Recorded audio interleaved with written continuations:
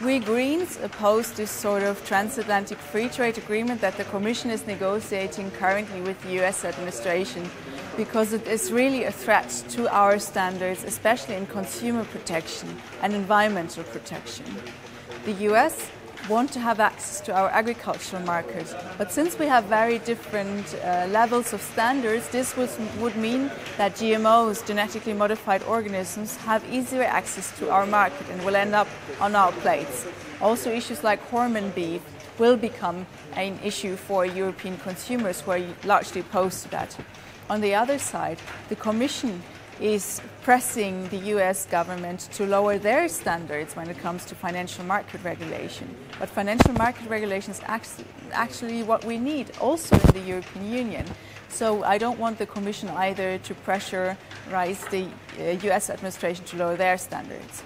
And another important point is that this free trade agreement will allow investors to sue governments and also the EU in front of international arbitration courts that are very intransparent.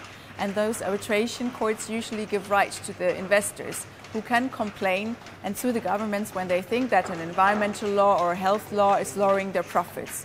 But this should not be part of international arbitration courts. We don't want this international arbitration.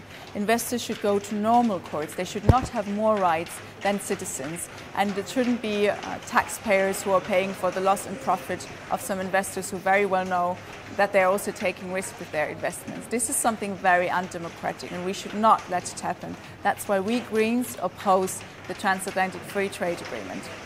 But also our experience from a previous agreement, the so-called ACTA, which was about anti-piracy in goods, which was creating a huge issue for internet freedom and also for access to medicine in developing countries. We managed to stop that ACTA agreement together with the civil society.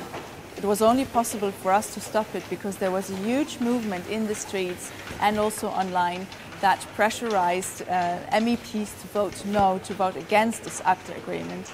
But I believe we can do that again for TTIP, so I think we have good chances if we all stand together, if we all mobilize, if we all take to the streets, if we all ask our deputies and candidates for members of the European Parliament what they think about it.